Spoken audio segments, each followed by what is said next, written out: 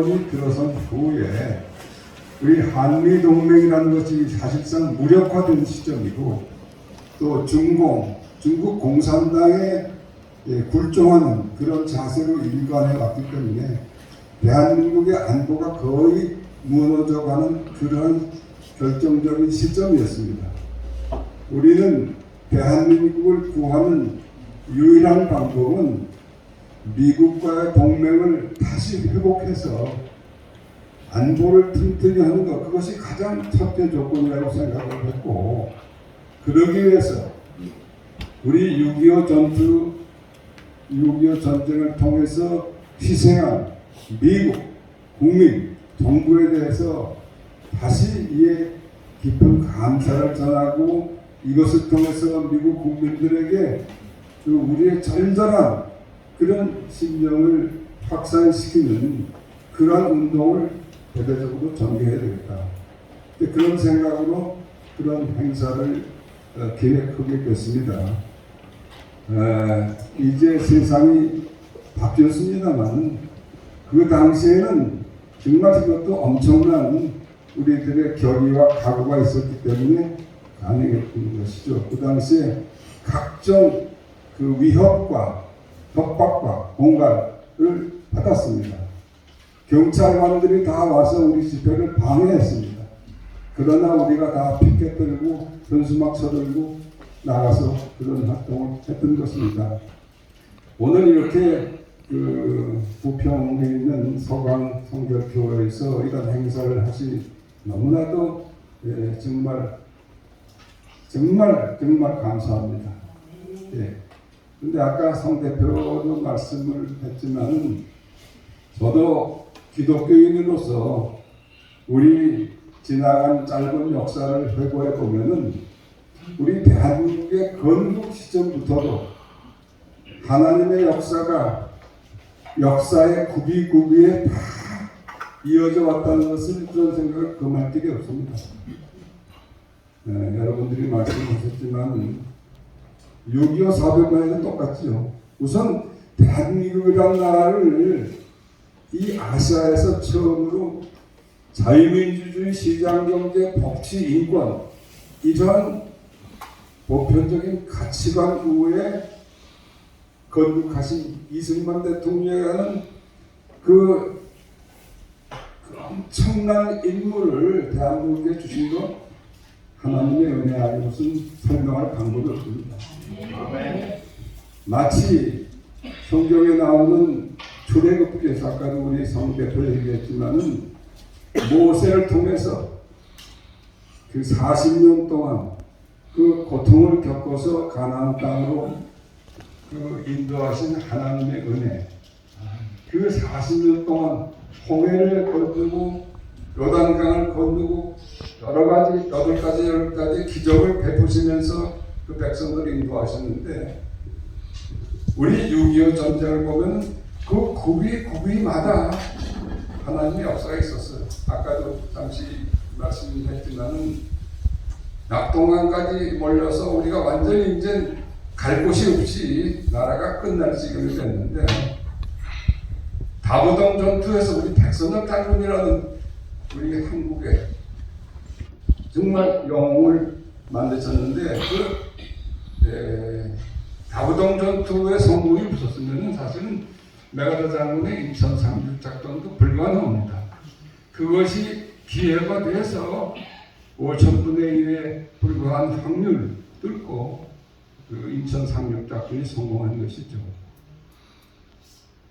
그 후에 9월 15일 날 인천 상륙 작전 성공, 아까도 말씀드렸지만은 9.28 서울 수복, 그리고 이승만 대통령의 특별 지시로 10월 1일 날 그 38선을 돌파하는 그런 작전 명령이 있었죠. 이승만 대통령이.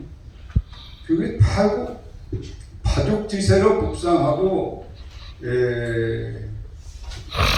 9월 19일 날 평양을 점령했습니다. 그리고 10월 중하순에는 저 압록강과 두만강까지 가가지고 압록강물을 떠오는 그런 그 파죽지세의 공세를 가지고 이제 통일을 바로 눈앞에 바라보고 있던 그 시점에서 오택동의 지시로 그리고 스탈린과의 협조, 그 김일성 이 3자의 그 미량을 가지고 중국군이 개입했고 그것이 바로 이제 장진호 전투가 시작할 수밖에 없는 그런 운영이 됐는데 그 장진호 전투에서 영화로도 보시고 설명 들으셨지만 엄청난 희생을 당했지만은 흥남 철수 작전이라는 걸 통해서 후퇴를 국민들이 했을 뿐만 아니라 자유를 위해서 남쪽으로 가겠다는 북한 동포들을 전혀 수용하지 못했지만은 그 사람들이 후퇴할 때 장비와 탄약과 이 모든 군수물자를 다 바다에 버리고 한 사람이라도 더 배 태워서 보내자 해가지고 10만여 명이 거제도까지 온 거 아니겠습니까?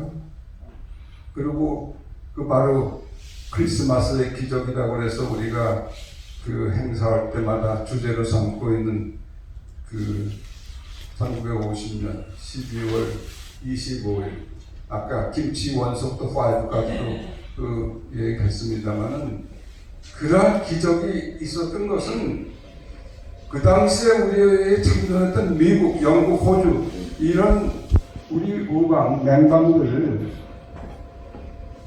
전투하다가 자기를 지키는 것이 우선인데 어떻게 피난민들을 모든 장비를 다 버리고 운송할 수 있느냐.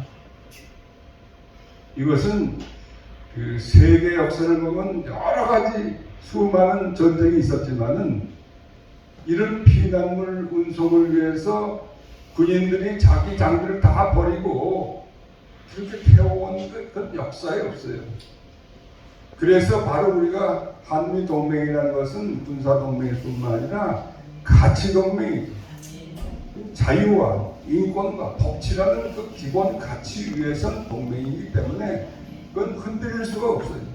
그리고 지금 윤석열 정부가 이제 참 기적적으로 이제 출범을 했습니다만은 이것도 아까 얘기가 나왔지만 이거 하나님의 은혜고 섭리라고 저는 확신하고 있습니다.